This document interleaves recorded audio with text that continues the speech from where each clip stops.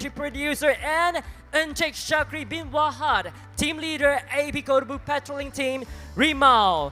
Please give them a big round of applause. Woo! Woo!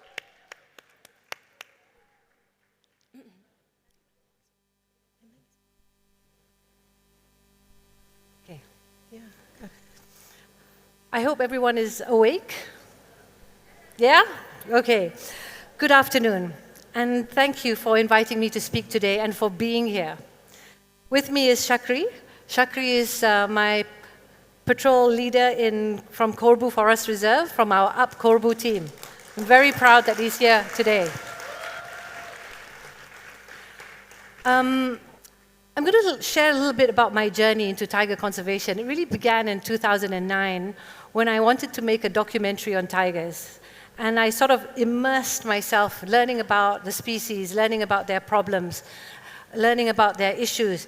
And I volunteered and made films for other NGOs. So my life, I was completely immersed into the tigers' world. And I think I fell deeply in love with them. And when the results for the National Tiger Survey, the initial results first came out in 2018, and when I heard that the numbers were really, really low, that really hit me. And I said to myself and some of my friends, I said, there's no point us complaining and not doing anything about it. And there's just no point. So I think the most important thing that we did was actually to set up RIMAU, our own NGO. And we wanted to, act and do something. I think that was what we felt was the best way for us to help save the species. The reality is, Malaysia has already lost so much. We have already lost the Sumatran rhino, and we've already lost the leatherback turtle. Can we really afford to lose the Malayan tiger? So I think for us, for RIMAU, I think the first thing that we decided to do was that we needed to put patrollers in the forest, because that's what tigers needed, protection from poachers. And it was clear to us as well that we had to work with the local community on the ground, the Orang Asli, as they were the ones that knew the forest best. And we realized that we couldn't do this work without their support.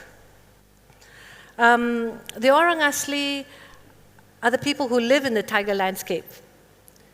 It is their home too. They have a shared home. And they know the forest intimately.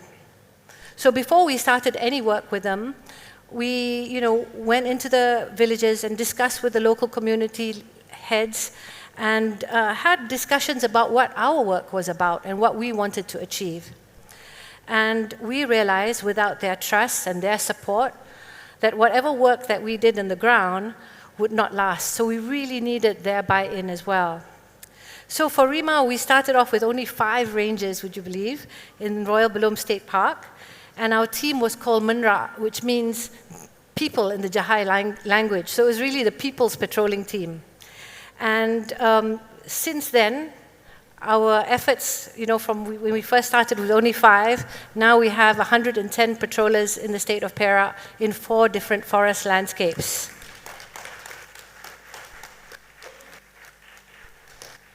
The Orang Asli are amongst the poorest people in our country.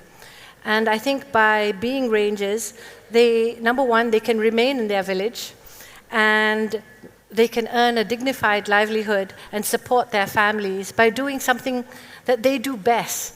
They know the jungle intimately. And I think for us, an important component for our work was actually training the Orang Aslis. And to be fair, not all Orang Aslis in the state of Perak have the same level of literacy. So in Royal Belum, for example, most of our rangers can't read and can't write, but at the same time, we're expecting them to do smart patrolling where they have to use a GPS and take reports of, what animals they see or animal signs and human signs they see. So it was a lot for them to learn. But through continuous training, and I mean continuous because we still do training with them today, they have overcome these difficulties. And I'm happy to say that in 2023, the Menrat team was the first team from Malaysia to win the International Ranger Award.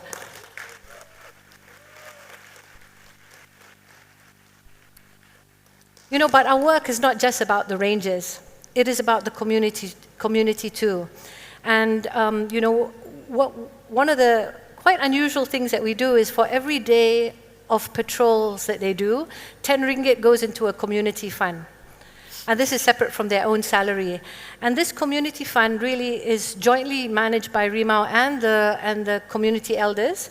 And it is really used to benefit the whole village, not just the 11 or 12 patrollers from that village. And what we've done is we've done many projects that they have asked us for. So, for example, we've built water pipes because they say they have no water in their village. We've repaired schools. We've provided food aid, and even families that are need to go to hospital, we've helped them when they've needed this help. So for us, the reality is health is a big issue in Royal Belum. We've had a patroller that's had TB, and I understand that even leprosy is back in the area. So this is something that we also have to be mindful and keep on top of. So the reality is community involvement is not an option. We need the community to be in with us. It is essential that they are our partners and that we constantly listen to what their requirements are and the difficulties that they are facing. So I think one of the important conversations that I've had with my rangers is that I said to them, how else can I help you? What can I do for you? And their answer was clear: education for their children. The village that we work in Royal Belum is only 5 to 6 kilometers away from the Thai border. It is so remote, and many of the children have missed out on formal education. So with the support of Yayasan Saim Darby, the Ministry of Finance, Alam, and now the European Union, we're training young women from the village to become teachers for their own community. So this is important because the children no longer have to rely on teachers from the outside who often don't stay long enough because of the remoteness and the difficult living conditions, and they are difficult living conditions. So, but these new teachers which come from their own community, they understand the language and the traditions and the needs of the community, so it's much, much easier. Believe me, these teachers all don't have any formal education at all. So I think that's been such an important thing for us moving forward, is that young girls are now being empowered to look after their own community in the village. So that's something that's great. And we've also launched sort of youth programs to inspire a new generation of forest protectors. And we introduce them to conservation skills, biodiversity knowledge. Believe me that many children don't even know Orang Asli children don't even know what lives in the forest because the forest is so secretive. But through these programs, we hope to build a sense of ownership and to give them even more pride of their forest home. I would like to share the floor next with Shakri, who would be talking about what is it like to be a forest ranger in Korbu Forest Reserve. Please, this is Shakri's first time on stage.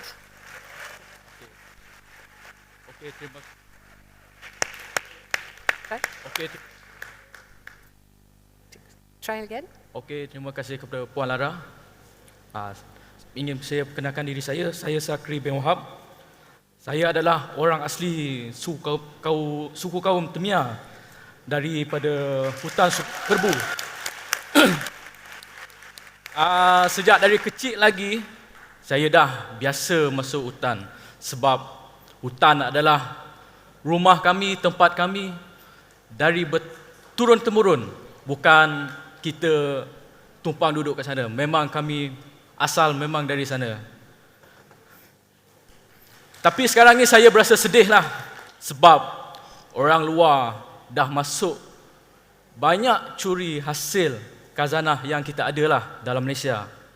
Sebab itu saya berasa minat nak jadi ranger.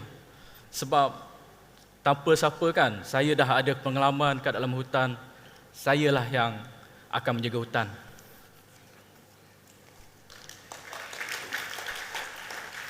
Saya menjadi ranger adalah dengan NGO RIMAU.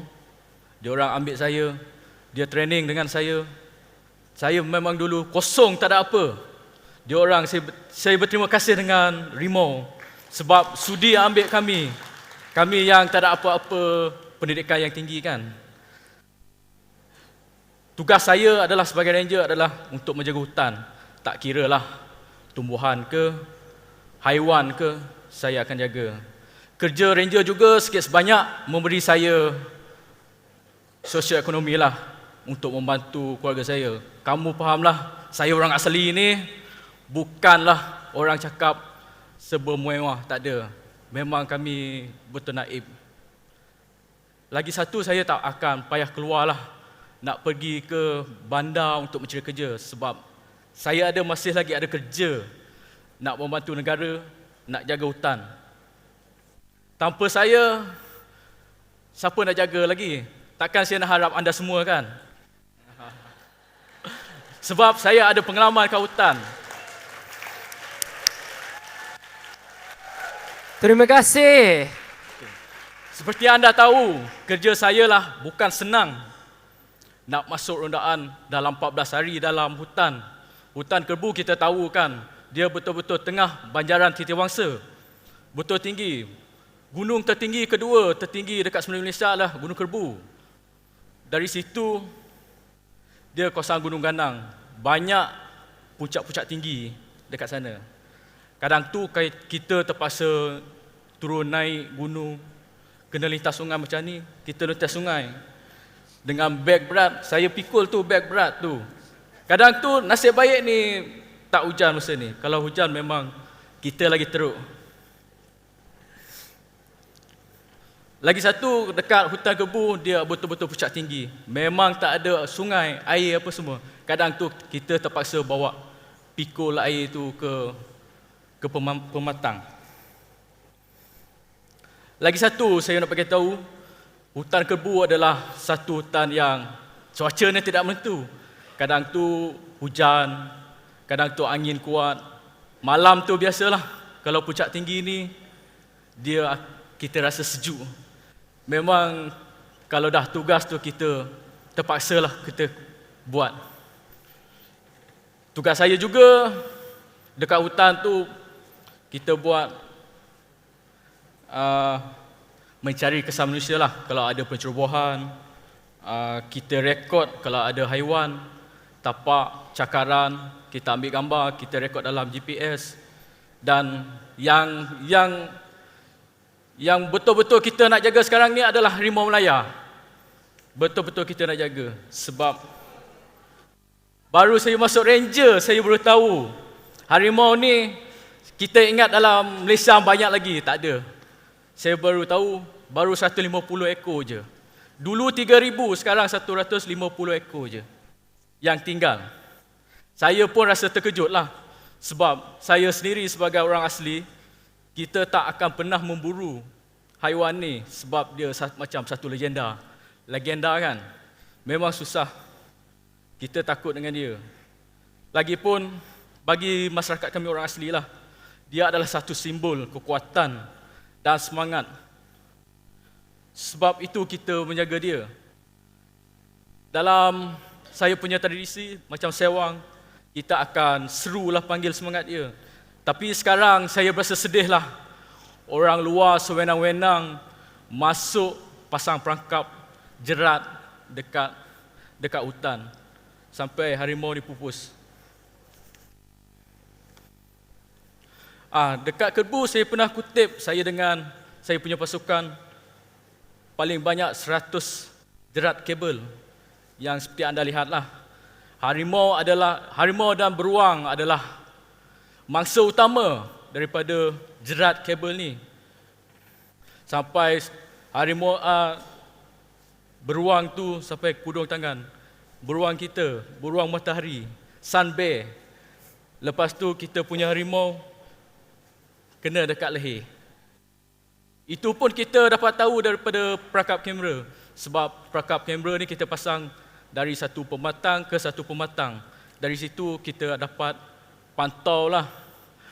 Mana kita tahu ada pencerobohan ke, kita boleh pantau harimau tu dia pergi mana. Sekarang ni jerat adalah memang musuh kita semualah. Sebab jerat ni lah yang akan, ini bukan kita sendiri yang buat, tapi orang luar yang buat jerat sampai harimau kita pupus.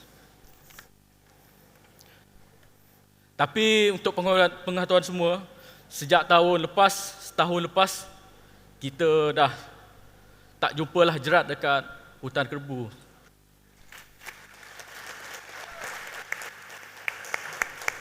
Ini bermakna hutan kerbau dah terlindung. Tapi saya nak minta sedikit sebanyaklah, kalau boleh kita nak tambahlah anggota dekat kerbau. Sebab kerbau luas dia punya kawasan. Tapi kita tak boleh leka. Sebab orang luar sentiasa akan keluar masuk. Tapi kami sebagai ranger sentiasa jaga. Kita akan tak terus leka. Di akhir kata saya di sini berharap kita semua sayangi hutan. Kalau ada pembalakan, kita kurang-kuranglah pembalakan. Sebab daripada pembalakan lah yang akan musnahkan kita punya hutan. Harimau dia punya kawasan adalah luas, bukan kecil, dia luas.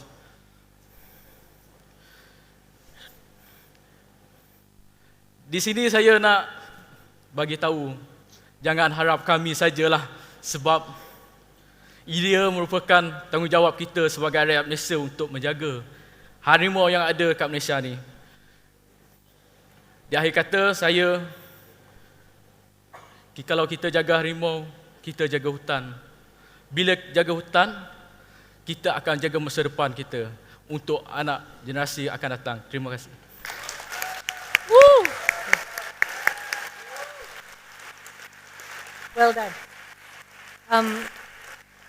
Before we end, I would just like to say that, tiger conservation is for the long run.